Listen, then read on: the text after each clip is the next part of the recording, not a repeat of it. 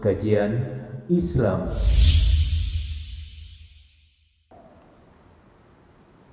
Percaya apa enggak? Fitnah setan, Allah mengatakan inna kaidas syaitani kana dha'ifa. Sesungguhnya tipu daya setan itu lemah. Tapi ketika berbicara tentang fitnah wanita, Allah mengatakan inna kaidakunna adzim. Sesungguhnya tipu daya kalian sangatlah besar. Menunjukkan bahwasanya fitnah wanita lebih besar daripada fitnah setan. Kenapa? Karena kalau setan semua orang benci sama setan. Tapi kalau wanita semua orang tergoda. Ya, kecuali kalau yang enggak waras.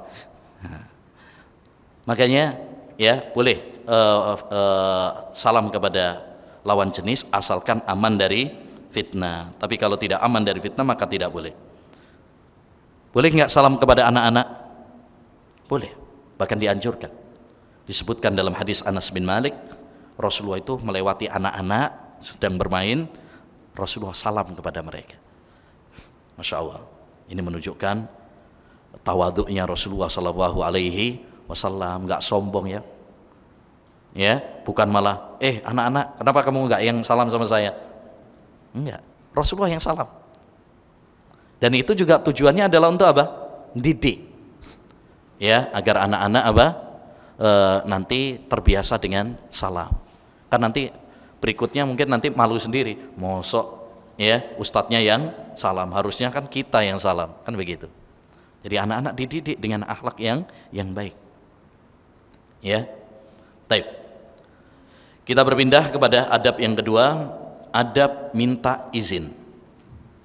Idza aradta dukhul ala ahadin fasta'dhin waqifan an yaminil bab aw yasarih fa in adzina laka dakhalta wa in qila laka irji farji.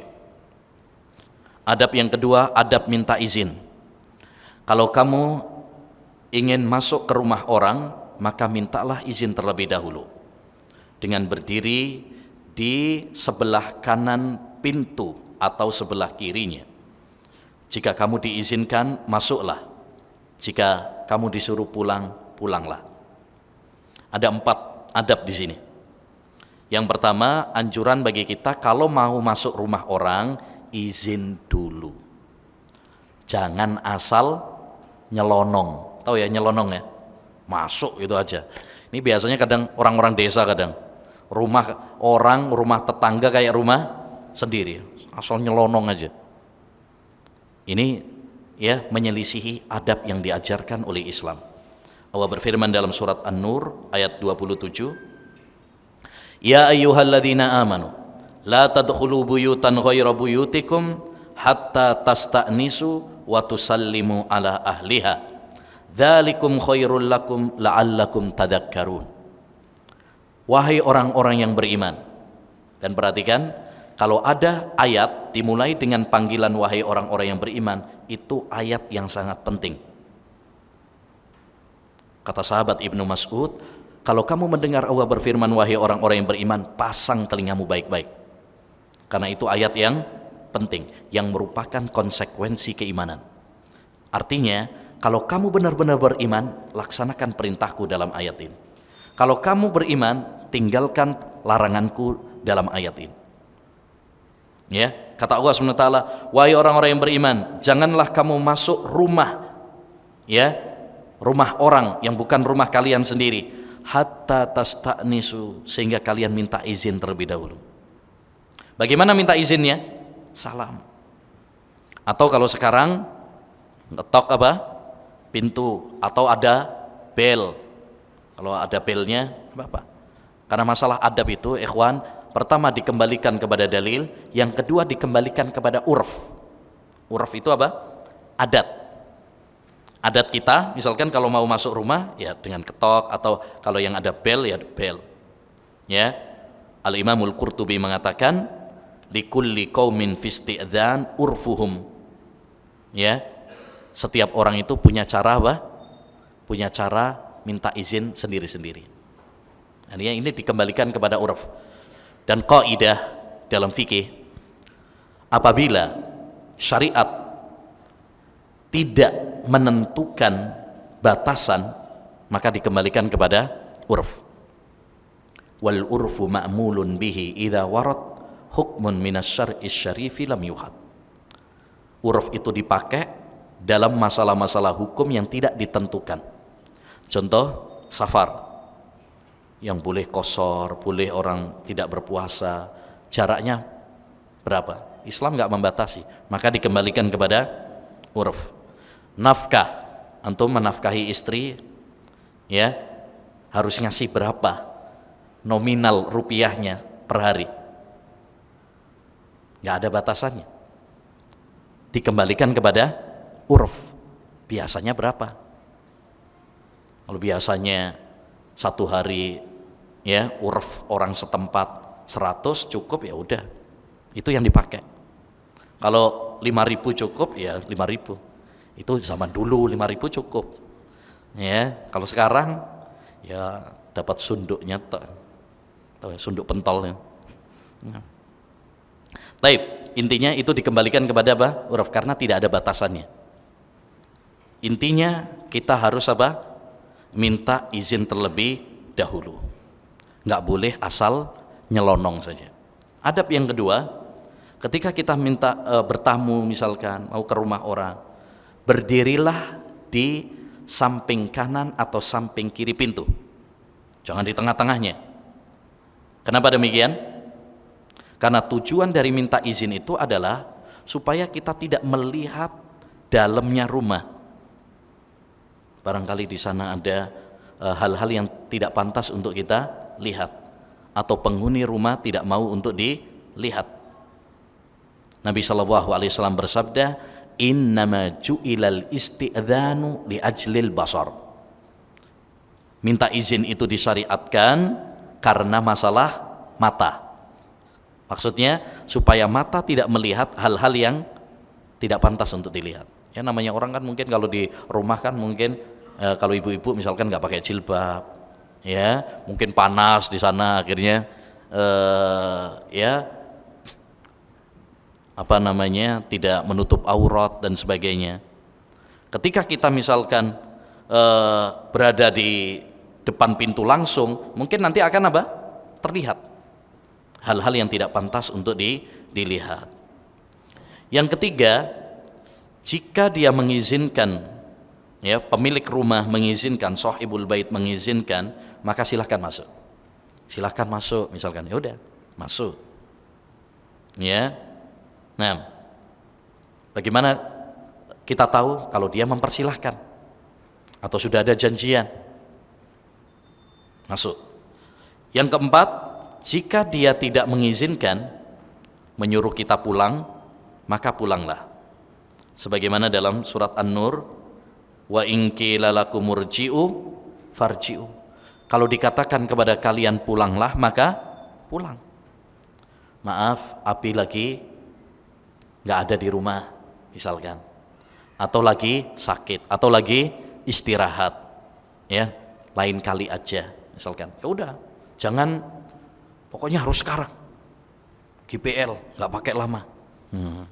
Atau ya udah saya tunggu sampai bangun misalkan. Jangan. Kalau disuruh pulang ya pulang. Dan satu hal lagi, kalau kita disuruh pulang, pulanglah dengan hati yang legowo. Tahu legowo ya? Hati yang berlapang dada. Jangan sambil gerundel. Disuruh pulang, betul dia pulang tapi sambil ngomel. Nah, itu juga nggak boleh. Ya, itu juga tidak boleh. Intinya kalau memang sahibul bait tidak mengizinkan ya untuk ditemui, maka hendaknya bagi kita untuk apa? Ya pulang dengan hati yang tenang, dengan hati yang lapang, nggak perlu untuk gerundel, gerutu sendiri, nggak perlu. Dan Nabi SAW menganjurkan kepada kita tentang patokan dalam meminta izin, yaitu sebanyak 3 kali.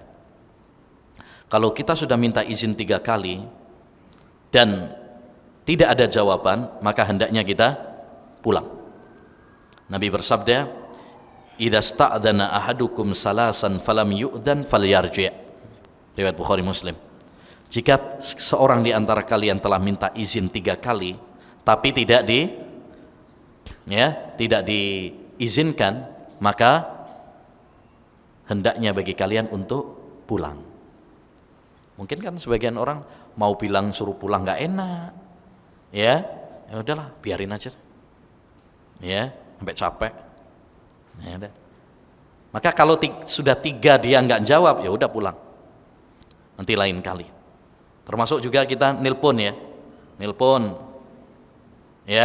nggak diangkat, nelpon lagi nggak diangkat, sampai 3 kali nggak diangkat, sudah jangan terus sampai 100 kali, dibelin terus, jangan. Ya, batas maksimal sampai 3. Ya, batas maksimal adalah sampai 3. Taib, kita berpindah kepada adab yang ketiga, yaitu adab makan. Nah, ini kegiatan sehari-hari nih, kegiatan sehari-hari. Adab yang sederhana tapi ya perlu untuk kita perhatikan. Adab-adab ini ya untuk diri kita, untuk keluarga kita, terutama anak-anak kita bisa melatih dan mendidik mereka. Ya, kita ingatkan tentang adab-adab seperti ini. Kata beliau, sammillah fi ibtida'i aklika wa syurbika qailan bismillah. Ucapkanlah ketika engkau akan makan dan minum bismillah. Wa kul biyaminik, dan makanlah dengan tangan kananmu. Wa kul mimma yalik, dan makanlah yang terdekat denganmu. Fa idza faraghta, kalau kamu selesai makan, fal'aq asabi'ak, jilatilah ya jarimu. Wa qul alhamdulillah, dan katakanlah alhamdulillah. Ada 6 adab di sini ya. 1, kalau kita mau makan atau mau minum, bacalah bismillah. Sebagaimana dalam hadis Umar bin Salamah, ketika makannya dia bersama Nabi keratelan. Umar bin Salamah ini anak tiri Nabi Sallallahu Alaihi Wasallam. Suatu saat dia makan bareng sama Nabi, tangannya ini kemana-mana, maka Nabi menegurnya.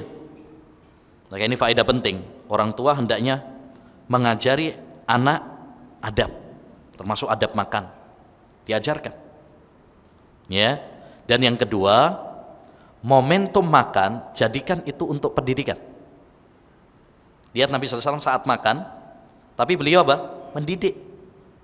Sekarang kan enggak, kadang-kadang makan itu sendiri-sendiri. Anaknya sendiri di kamar sambil ngegame, ya, sambil nonton TV, ya, ibunya makan sendiri di dapur, bapaknya nanti aja. Padahal momentum makan itu momentum kita bisa untuk mendidik, nanya kabar, ya. Nah, kadang-kadang juga sekarang ini betul ngumpul, tapi sibuk sendiri-sendiri, ya, pada pegang HP sendiri-sendiri. Nah, hanya kalau kita lagi makan ini, ya, jadikan itu sebagai wadah bagi kita, momentum bagi kita untuk ya bersama-sama dengan keluarga, mengingatkan mereka sholatnya, belajarnya, ya, adabnya. Karena salah satu momen yang sangat penting ketika mendidik anak itu saat makan. Ada 3 momen ketika mendidik anak yang sangat bagus. 1, saat makan. 2, saat jalan-jalan. Nabi SAW dulu pernah bonceng Ibnu Abbas, dinasihati, ya ghulam, ya, is'alillah, idza sa'alta fas'alillah, wa idza sta'anta fasta'in billah. Sambil bonceng tuh di atas kendaraan, keledai, dinasihatin. Kalau kamu minta hanya kepada Allah saja. Kita nih lagi naik mobil atau naik sepeda motor, jalan-jalan, sambil nasihatin. Itu santai, tapi apa? Nyantol. Jadi kita sebagai seorang kepala rumah tangga, mendidik itu nggak mesti seperti seorang ustadz lagi ceramah, dikumpulin semuanya istri anak, innal hamdalillah nahmaduhu. Nggak mesti seperti itu. Antum santai, ya, ngasih tahu adab dengan bahasa yang mudah dipahami anak, itu juga mendidik. Itu juga mendidik. Yang ketiga, saat anak sakit. Karena biasanya anak sakit itu manja, ya, terutama sama ibunya biasanya. Biasanya kalau anak sakit yang dicari uminya, Bapak Eka.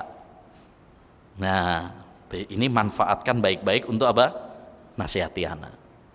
Dulu Nabi SAW menjenguk anak kecil seorang Yahudi sakit, dijenguk sama Nabi, diajak masuk Islam, masuk, ya, masuk Islam dia. Kemudian Nabi mengatakan, Alhamdulillah, alladzi anqadhahu minan nar. Segala puji bagi Allah yang menyelamatkan dia dari neraka. Taib. Kembali kepada masalah yang pertama tadi, yaitu apa? Ketika kita makan, bacalah apa? Bismillah. Ini doa yang dianjurkan oleh Nabi Shallallahu Alaihi Wasallam.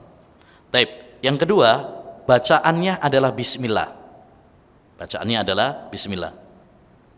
Makanya tadi beliau dengan mengatakan Bismillah. Artinya nggak pakai tambahan Bismillahirrahmanirrahim atau doa-doa yang lain. Biasanya ada doa yang lain ini apa? Allahumma barik lana fima razaqtana gitu ya. Nah, itu yang diajarin di TK-TK malah. Itu hadisnya tidak sahih. Ada hadisnya tapi maudhu, palsu. Ya, tidak sahih dari Nabi sallallahu alaihi wasallam. Yang sahih Bukhari Muslim malah Bismillah. Sudah sahih, gampang pisan. Ya. Cuma orang itu kadang-kadang kegampangan mungkin ya, jadi malah nggak mau. Ya. Padahal sebenarnya kalau kita mau ngikutin yang sahih Bukhari Muslim, itu malah gampang. Bismillah, gampang. Udah jelas-jelas sahih Bukhari Muslim, gampang lagi. Nah, ternyata orang Indonesia carinya yang susah malah. Kalau bisa susah, kenapa mudah? Nah, ini gitu. Malah cari yang hadis yang palsu malah. Nah, padahal kalau dikasih uang palsu nggak mau juga. Dikasih beras palsu juga nggak mau. Tapi kenapa hadis palsu malah mau? Yang sahih malah ditinggalkan. Imam Ibnul Mubarak pernah mengatakan, fi sahihil manqul sughlun an sakimi. Dalam hadis yang sahih itu terdapat kecukupan yang menyibukkan kita. Artinya kita ngamalin yang sahih saja udah capek, pegel kita. Banyak hadis-hadis sahih yang belum kita amalin. Ngapain ngamalkan yang palsu? Gitu. Jadi ini dzikir yang sahih adalah apa? Bismillah. Udah sahih Bukhari Muslim, gampang bisa. Ya. Nah, nggak perlu dzikir-dzikir tadi ya. Karena hadisnya apa? Tidak sahih. Yang ketiga, masalah yang lainnya juga tentang masalah bacaan bismillah ini, yaitu kalau kita lupa. Biasanya saking semangatnya mungkin makanannya enak, lupa. Tengah-tengah baru sadar. Oh iya belum baca bismillah. Apa bacaannya? Bismillahi awwaluhu wa akhiruh. Ya, ada hadisnya dari Nabi sallallahu alaihi wasallam, "Idza akala ahdukum falyadhkur ismallah." Ya, fa inna siya an yadhkura ismallah fi awwali falyakul bismillah awwaluhu wa akhiruh. Hadis riwayat Abu Dawud dengan sanad yang sahih. Jika seorang di antara kalian mau makan, jadi sebelum makan baca bismillah dulu. Maka sebutlah nama Allah. Kalau dia lupa, maka kata Nabi, hendaknya dia mengucapkan bismillah awwaluhu wa akhiruh. Dengan nama Allah awal dan akhirnya. Enggak tahu sering ingat atau sering lupa ini. Kalau kita lupa, kalau ingat maka di awal. Ya, dan ini yang harusnya kita biasakan. Tapi namanya manusia kadang-kadang apa? Lupa. Ya, kalau kita lupa, maka bacalah bismillah awwaluhu wa akhiruhu. Walaupun tinggal sesuap aja. Baru tinggal sesuap udah mau selesai nih. Nah, bacanya bismillah awwaluhu wa akhiruhu. Bukan subhanakallahumma wa bihamdika. Kan? Itu doa kafaratul majelis. Yang ketiga, wakul biyaminik, kata beliau, makanlah dengan tangan kananmu. Ini juga adab. Bahkan ini adab yang wajib.